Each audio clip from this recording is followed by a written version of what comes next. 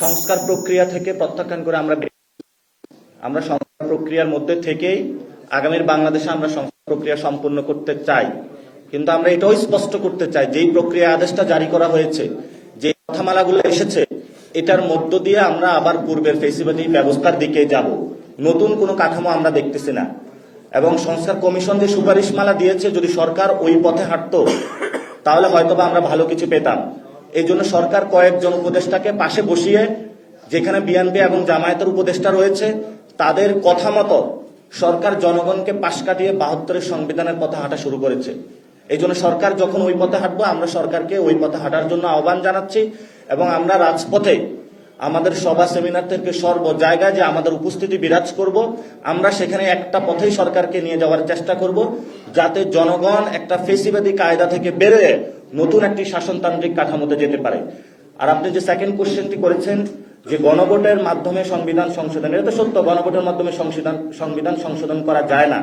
কিন্তু গণভোটের মধ্যে যে পিপলস উইল তৈরি হয়, ওই পিপলস উইল মাধ্যমে সংবিধান সংশোধন করা যায় এবং সংবিধানকে আমূল পরিবর্তন করা যায় এবং জনগণের যে রায়, এটার মধ্য দিয়ে নতুন বাংলাদেশ সৃষ্টি করা যায়। এই জন্য সালাউদ্দিন সাহেব গতকালকে যে কথাটা বলেছিলেন, সরকারের এক্সট্রা কনস্টিটিউশনাল তো আদেশ দিয়েছে, কনস্টিটিউশন অনুযায়ী তো আদেশ হয় নাই, এটা তো সত্য কথা। আবারই হলো গণভোটের মাধ্যমে যেই সংবিধান সংশোধন করা যায় না, এটাও সত্য কথা। কিন্তু ওনার যেই কথাটা উনি বলেছেন, যেই সময় বলেছেন, এটার আমরা মনে করি যে ওনার হীনমতলব রয়েছে। অর্থাৎ ওনার কথা ভালো, উদ্দেশ্যটা খারাপেরই। অর্থাৎ মুখে একটা বলছে, ভিতরে হলো আরেকটা রয়েছে। এই জন্য হলো এটা আমরা কনসিডারেশনে নিচ্ছি না। আমরা দুইটা জায়গায় স্পেসিফিক দাবি জানাচ্ছি। সরকারকে বলবো আমরা, আপনি এই সনদের স্পষ্ট করুন এবং ফেসিবাদী ৭২-এর সাংবিধানিক কাঠামো থেকে বের হয়ে যেই জনগণ আপনাকে ক্ষমতায় বসিয়েছে, ওই জনগণের একটি সংস্কার প্রক্রিয়ার দিকে আপনি হাঁটুন, ১ নাম্বার। ২ নাম্বার, জামায়াত ইসলামী এবং বিএনপি অপরাপর যারা রাজনৈতিক দল রয়েছে, আপনাদের কাছে আহ্বান জানাবো, সংস্কার প্রক্রিয়াকে ভোট ব্যাংকের ইস্যু বানাবেন না। যদি সংস্কার প্রক্রিয়া ভালো হয়, তাহলে আপনারা যদি ভালো প্রার্থী দেন, আপনারা ২ দলে আগামীতে বাংলাদেশের সুন্দর রাজনীতি করতে পারবেন। আর যদি সংস্কার প্রক্রিয়াতে আপনারা ভোট ব্যাংকে কয়েকটা ভোট ব্যাংক বাড়ানোর টুলস হিসাবে ব্যবহার করুন, তাহলে যেইভাবে আজকে এক দল আরেক দলকে আপনারা মারতেছেন, বাংলাদেশে এভাবে আপনাদের মারামারির মধ্য দিয়ে যাবে। জনগণ আপনাদেরকে প্রত্যাখ্যান করবে, এটা আপনাদেরকে বুঝতে হবে। এই জন্য এনসিপি ২ দলের যে মারামারি রয়েছে, সংস্কারকে পাশ কাটিয়ে নিজেদের দলীয় যে দ্বন্দ্বযুদ্ধ অবতীর্ণ হয়েছে, আমরা এইসব দ্বন্দ্বযুদ্ধে নাই। আমরা জনগণের যে ভয়েস, জনগণের যে কাঠামো প্রয়োজন, সেই কাঠামোটা সরকার এবং রাজনৈতিক দল থেকে আদায় করে জনগণকে বুঝিয়ে দেওয়ার জন্য আমাদের সংগ্রাম অব্যাহত রাখবো। আমরা এটা ডিরেক্টলি বলতে চাই না। যারা মুখে বলে সরকার নিরপেক্ষতা হারিয়েছে, আবারই হলো ভিতরে যায় সরকারের সাথে গোল টেবিল করে। আমরা এই ধরনের দ্বৈত রাজনীতি করতে চাই না। আমরা সরকার এখনো সকল দল ম্যান্ডেট রয়েছে এবং সকল দলে কিন্তু এই সরকারকে এখনো সাপোর্ট করতেছে এবং সরকার যেটা দিয়েছে সকল দল তো মেনে নিয়েছে। যদি নিরপেক্ষ না হয়, আপনি কেন মেনে নিয়েছেন?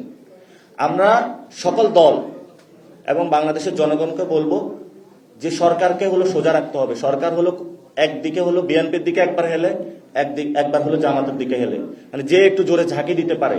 এই জন্য সরকারকে বলবো, আপনার কোনো দলের দিকে হেলা দরকার নাই। আপনি, জনগণ আপনাকে বসিয়েছে, জনগণের পথে আপনাকে যেতে হবে। কিন্তু জনগণের পথে যেতে সরকার পথ হারিয়ে একবার বিএনপির দিকে যায়, একবার জামাতের দিকে যায়। এই জন্য আমরা সরকারকে আহ্বান জানাবো যে বন্ধু, তুমি পথ হারিও না, সোজা পথে জনগণের পথের দিকে হাঁটো তুমি। এবং আমরা এটা বলেছিলাম, সরকার একবার পথ হারিয়ে লন্ডনে চলে গিয়েছিল, সরকার আবার পথ হারিয়ে জামাতের দিকে চলে গিয়েছিল। এজন্য বলবো, সরকারের পথ হলো জনগণ, সরকারের পথ লন্ডন নয়, সরকারের পথ হলো বাড়িধরা নয়, সরকারের পথ গুলশান নয়। সরকারের পথ, সরকারের জনগণের পথে হাঁটতে হবে। আমরা সরকারকে আহ্বান জানাবো এই পথে হাঁটার জন্য। আমরা এখনো মনে করি না সরকার নিরপেক্ষতা হারিয়েছে। এই সরকারের অধীনেই এই নির্বাচন হবে। কিন্তু রাজনৈতিক দলকে বলবো যে আপনারা সরকারকে সহযোগিতা করুন একটি সুন্দর পথে যাওয়ার জন্য। কিন্তু আমরা এখানে সরকারের হলো দরদ রয়েছে বাংলাদেশে সুন্দর কিছু করার জন্য, কিন্তু 2টি দলের কারণে সরকার করতে পারতেছে না এবং সরকারের উপদেষ্টাদের মধ্যে অনেকে দায় নিতে চাচ্ছে না এবং অনেকেই তো এখনো উচ্চ কক্ষে যাওয়ার জন্য বিভিন্ন দলের সাথে দেন দরবার শুরু করে দিয়েছে, আমরা শুনতে পাচ্ছি। যদিও আমাদের কাছে এভিডেন্স নাই, এত সুন্দরে এত চালাকি করে তারা কাজ করে, আমরা এভিডেন্স কালেক্ট করতে পারি না। এই জন্য হলো বাংলাদেশের মানুষ অবশ্য টের পায় কে কোন দিকে কথা বলে, ভয়েস যখন কথা বলে, তার লেখা যখন প্রকাশ হয়, কোন উপদেশটা কোন দিকে বাড়ি দেয় সেটা আমরা কিন্তু বুঝি। এই জন্য আপনাদেরকে বলবো এসব দুষ্টামি আপনারা বন্ধ করেন, আপনারা জনগণের যেদিকে সেই পথ হলো আপনারা অংশগ্রহণ করুন।